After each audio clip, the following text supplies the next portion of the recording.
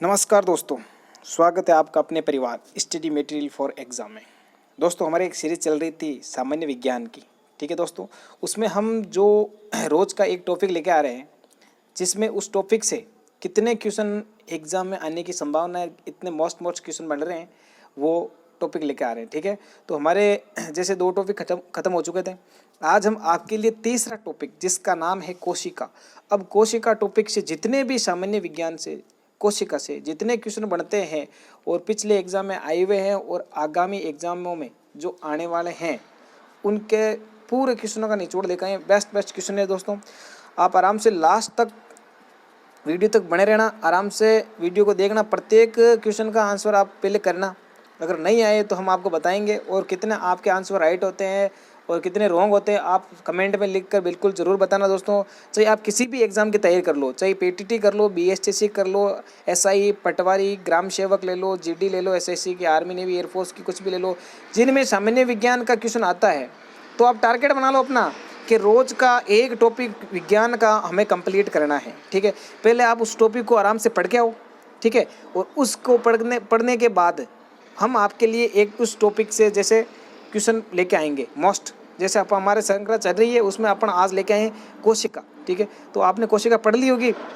ठीक है, तो आज जितने भी कोशिका के क्वेश्चन आए आपके सामने, वो आने वाले आगामी एग्जाम में आने के लिए बहुत वेरी इंपॉर्टेंट, आप मानो तो 101% मतलब वेरी मोस्ट क्वेश्चन है। ठीक है दोस्तों, तो टाइम को वेस्ट बिल्कुल ना करें, हम सीधा अपनी श्रृंखला स्टार्ट कर रहे हैं। ठीक है दोस्तों, और मैं आपको बता देता हूँ आज तो हमारा तीसरा टॉपिक है कोशिका, और अगला है टॉपिक, अपने चौथा टॉपिक होगा आनुवंशिकी। तो आप एक दिन का आपके पास टाइम है कल आप बिल्कुल आनुवंशिकी को आराम से पढ़ लेना, पूरी की पूरी आनुवंशिकी, और फिर हम आपके लिए लेकर आएंगे चौथा टॉपिक आनुवंशिकी। और जितने आनुवंशिकी से क्वेश्चन बनते हैं तो आप बताना कि कितने राइट होते हैं, कितने रॉन्ग होते हैं। ठीक है, तो आज हम देख रहे हैं पहले कोशिका। ठीक है दोस्तों, स्टार्ट करें। पहला क्वेश्चन कि कोशिका सिद्धांत स्लीडेन व स्वान ने कब दिया था। अब देखो एग्जाम में हमें सबको पता है कि क्वेश्चन आया हुआ है, कोशिका सिद्धांत किसने दिया था, तो स्लीडेन स्वान ने दिया था। लेकिन अब कैसे आएगा, अब नई तकनीक के हिसाब से नए एग्जामिनर बैठते हैं, अपने हिसाब से क्वेश्चन डालते हैं, तो अब इस हिसाब से आएगा कि कोशिका सिद्धांत कब दिया था। तो ठीक है दोस्तों, अब आपको डेट याद करनी है, तो डेट बिल्कुल आप सबको याद रखना। ऑप्शन नंबर ए का राइट आंसर क्या होगा, ऑप्शन नंबर बी 1838। समझ गए आप, 1838। ठीक है, नेक्स्ट क्वेश्चन है कि कोशिका का कौन सा कोशिकांग अपशिष्ट निपटान में मदद करता है। कोशिका का कौन सा भाग है या कौन सा अंग है जो अपशिष्ट निपटान में मदद करता है। तो दोस्तों सबको पता है आपको कौन सा है, very good, option number A answer इसका राइट होगा। लाइसोसोम है जो क्या करता है, जो अपशिष्ट कोशिका होती है ना, क्षतिकृत कोशिका, उस कोशिका को नष्ट करता है। ठीक है, कोशिका की सफाई का कार्य कौन करता है, लाइसोसोम। ठीक है, चलो नेक्स्ट क्वेश्चन, कोशिका झिल्ली का निर्माण किसके द्वारा होता है या किससे होता है। ठीक है दोस्तों, जल्दी से बता दो। वेरी गुड, जिसको आ रहा है बहुत अच्छा, जिसको नहीं आ रहा है टेंशन मतलब आप, हम बताएंगे आपको विद एक्सप्लेन के साथ दोस्तों। ठीक है, तीसरे का आंसर बता दो, तो मैं बता देता हूँ आपको, जिसने बताया बहुत अच्छा। ठीक है, तीसरे का आंसर है ए, प्रोटीन और वसा। कोशिका झिल्ली जो जंतु कोशिका में पाई जाती है दोस्तों, उसका निर्माण प्रोटीन और वसा के द्वारा होता है। ठीक है, नेक्स्ट क्वेश्चन है कोशिका में जैविक क्रियाओं के लिए ऊर्जा प्राप्त की जाती है।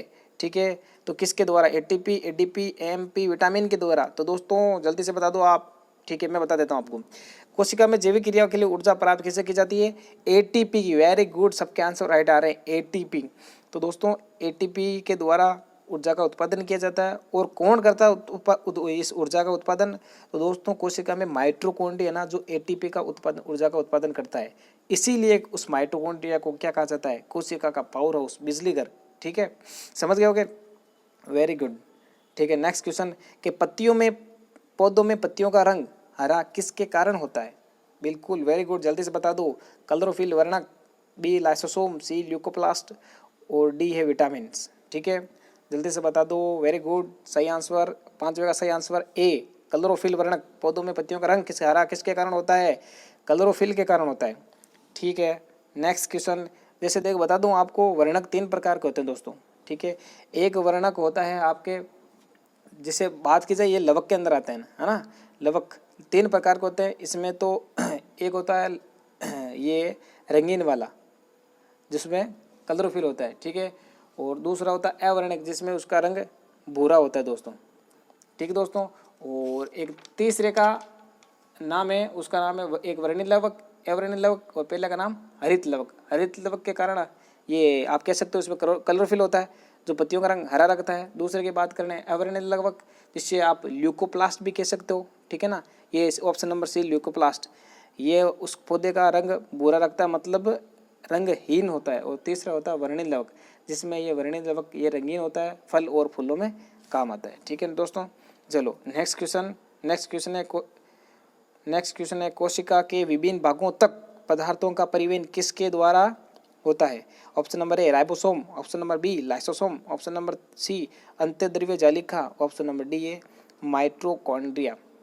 तो कोशिका के विभिन्न भागों तक पदार्थों का परिवहन अंत्यद्रव्य जालिका के द्वारा होता है। इसका ऑप्शन नंबर सी सही होगा, ठीक है। चलो नेक्स्ट क्वेश्चन, कोशिका का पावर हाउस। मैंने आप सबको पहले बता दिया था कि कोशिका में एटीपी के रूप में ऊर्जा का उत्पादन माइटोकॉन्ड्रिया करता है। इसी कारण माइटोकॉन्ड्रिया को कोशिका का पावर हाउस और बिजली घर और शक्ति ग्रह कुछ भी कह सकते हो, ठीक है। ऑप्शन नंबर डी सातवें का आंसर, ठीक है। नेक्स्ट क्वेश्चन कि कोशिका के 8वां क्वेश्चन है, कोशिका के अणुओं का यातायात प्रबंधक किसे कहा जाता है। शाबाश, जल्दी से बता दो, यातायात प्रबंधक। शाबाश दोस्तों, गोल्जी काय को कहा जाता है, ठीक है। ऑप्शन नंबर सी, कोशिका के अणुओं का यातायात प्रबंधक किसे कहा जाता है, गोल्जी काय को कहा जाता है। नेक्स्ट क्वेश्चन है, गोल्जी काय की खोज किसने की थी। वेरी गुड, अच्छा क्वेश्चन। अब देखो मैं बता देता हूँ, गोल्जी काय से तो आप देखो ऑप्शन नंबर 9 का आंसर क्या होगा। गोल्जी से तो गोल्जी देखो, 2 गोल्जी, डूबे कट गया, ये भी कट गया। गोल्जी मिलता जुलता है, तो ये याद रखना। ये कैमिलो गोल्जी फैमिली नहीं, सो यहाँ कैमिलो गोल्जी, ठीक है ना। ये यहाँ कैमिलो गोल्जी है। अब समस्या आ रही है 1898 में किया था या 1998 में किया था, ठीक है।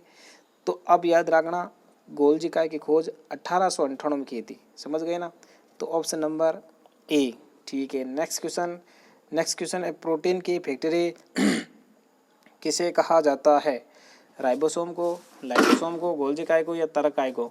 तो दोस्तों प्रोटीन की फैक्ट्री राइबोसोम को कहा जाता है। और लाइसोसोम से याद रखना आप, इसको आत्मघाती थैली या मैंने आपको पहले बता दिया था अपशिष्ट निपटान व्यवसाय के कोशिकांग, कौन सा कोशिकांग अपशिष्ट निपटान में अपने क्वेश्चन नंबर 2 से आया था इसका, ठीक है ना, ठीक है। और गोल्जी काय का आई गया ऊपर, ठीक है। बात करें तो इसका 10वें का राइट आंसर कौन सा होगा, ए, वेरी गुड। नेक्स्ट बात करें अपन क्वेश्चन नंबर 11, कोशिका की आत्मघाती थैली किसे कहा जाता है। शाबाश, मैंने आपको भी बताया है किसे कहा जाता है, लाइसोसोम को कहा जाता है। क्यों, क्योंकि ये अपशिष्ट निपटान करता है, क्षतिग्रस्त कोशिकाओं का पाचन करता है, ठीक है। और कभी कभी ये कोशिका के फट जाने के कारण इस लाइसोसोम पूरी कोशिका का ही पाचन कर देता है, इसलिए इसे आत्मघाती थैली कहा जाता है, ठीक है। नेक्स्ट क्वेश्चन नंबर 12, केंद्रक की खोज किसने की थी। वेरी गुड, केंद्रक की खोज किसने की थी। Option number A Robert Brown 1838, option number B Robert Brown 1831, option number C Robert Hooke 1838, option number D Robert Hooke 1831। तो बता देते हैं अपन दोस्तों, रॉबर्ट हुक ने तो कोशिका की खोज की थी, तो इसका मतलब ऑप्शन नंबर तीसरा नहीं होगा और ऑप्शन नंबर चौथा भी नहीं होगा, ठीक है, राइट आंसर।